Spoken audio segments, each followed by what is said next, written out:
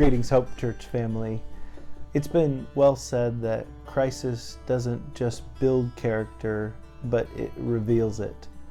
And in these unprecedented days, we've seen story after story of individuals who've stepped up to the plate, who've done amazing things, even members of our Hope Church family that have chosen to set aside what is, I think, our natural state, and that is to be selfish in times of crisis, and have decided to pursue others, to love like Christ loves us. That they've chosen to say that even though it's our natural temptation to want to care more about our needs than others, that they've chosen to pursue the needs of others. And we've heard story after story of individuals who pursued their neighbors, individuals in the midst of their own disruption have thought about the needs of those whose lives are being disrupted as well. Some great stories of parents interacting with their kids and the tough questions they're asking these days. So this morning, as I'm praying for you, I couldn't help but think of a time in my own life when I was in seminary where one of the professors that I had in the days right after September 11th asked a question that I think is important for us to ask ourselves today.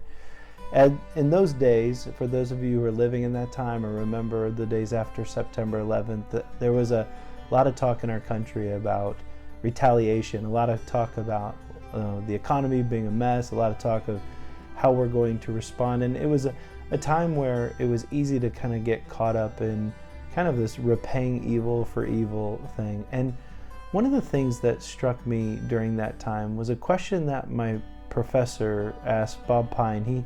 He asked us, what is a distinctly Christian response to a crisis like this? And then he went on to talk about missionaries that were in some of the countries that later would be involved in war. He talked about missionaries and the way that they interact around the world and the impact of some of the decisions that were about to be made. And regardless of how our country responded, I think about myself, and I think that in a time of crisis, it's easy for me to just go with the flow, to kind of conform to what everybody else is doing, to shop when they shop, to respond when they respond, to even buy the same things that everybody else is buying. And I've been convicted, and when I pray even for creativity with our Hope Church family, some of this is just, I want to pray that we're able to be people who get this one right, that we react differently, that we think about this in ways that maybe even no one else has yet. And at the bottom line of that, what I'm praying for is that we respond in a Christian way. One of the times in history where somebody really, I think, got it right was the Apostle Paul in his own forced quarantine, or at least his own imprisonment in a jail, where he articulated these words that are found in Colossians chapter 4, 2-6. He says this. He says, "Continue steadfastly in prayer, being watchful in it with thanksgiving. At the same time, pray also for us that God may open to us a door for the word, to declare the mystery of Christ, on account of which I am in prison, that I may make it clear which is how I ought to speak. Walk in wisdom towards outsiders, making the best use of the time. Let your speech always be gracious, seasoned with salt, so that you may know how you ought to answer each person." I love that the Apostle Paul, who'd been in the midst of a tremendous crisis, responded in a way that was distinctly Christian. I want to remind you at Hope Church that we're still trying to serve you in the best ways that we can. We have a Facebook page that you can find through our website that has information about what's happening here, also information about how you can share prayer requests with our church family.